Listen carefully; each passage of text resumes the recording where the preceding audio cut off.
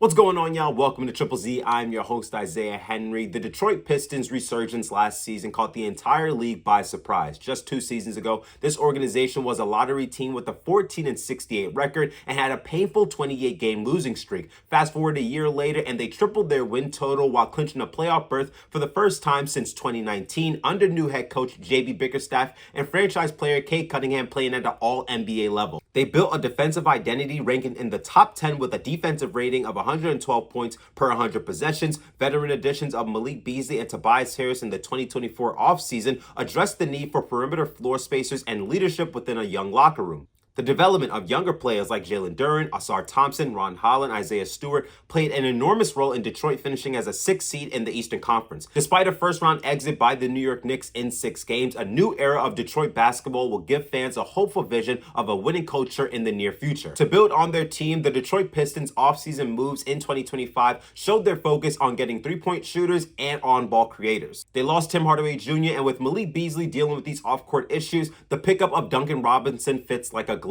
He's a career 39% from the arc, excellent all-around shooter, catch and shoot in transition, off the movement, off the bounce. Duncan Robinson will benefit tremendously feeding off all the attention Cade Cunningham demands from opposing teams' defenses. I also believe Duncan Robinson and Jalen Duren could run a solid 2-man game with dribble handoffs. If the defense tries to shut down open space for Robinson, he could then pass it to Jalen Duren, who can roll to the basket and become a great lob threat. Robinson's contract offers flexibility for Detroit. Although the original deal is 3 years, $48 million, the team could cut him after next season. Only the first year is guaranteed, and in the following seasons, they would only have to owe him $2 million.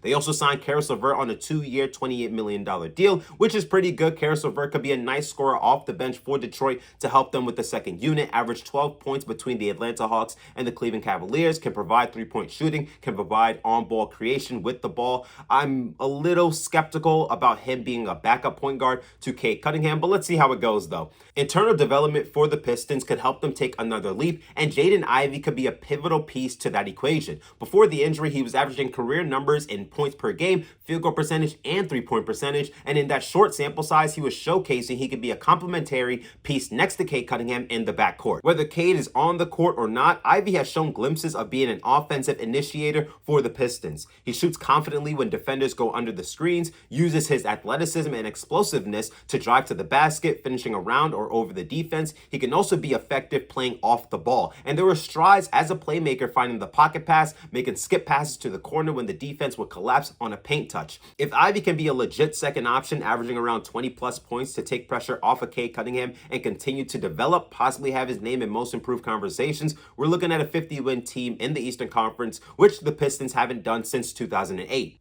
You add that with Jalen Duren being a double-double machine. For a player his size, can make plays pushing the ball. You can place him on the elbow. He can make that pass to find cutters and shooters. He's a great lob threat, tremendous rebounder, got better as a rim protector. There's so much to be unlocked when it comes to Jalen Duren. Ausar Thompson is likely to earn multiple all-defensive teams throughout his NBA career. His versatility allows him to be effective anywhere on the court, from the dunker spot to leaking out in transition. When he has to create his own shot, he utilizes power dribbles, spin moves, quick crossovers to finish strong inside, and he shot above 50% from the field last season, which is always a positive. Then you have role players coming off the bench like Isaiah Stewart and Ron Holland, who are high motor players who fit perfectly with the Pistons' identity. Franchise player Cade Cunningham is one of my favorite players in the league, 6'7" guard who has all the makings of being a legit 1A option on a championship team. Versatile scorer finishing around the rim, can knock down the 3-ball mid-range. I love when he gets into his post-up game. When it comes to his pick-and-roll game, he can be so dynamic and effective, whether it's to score or facilitate.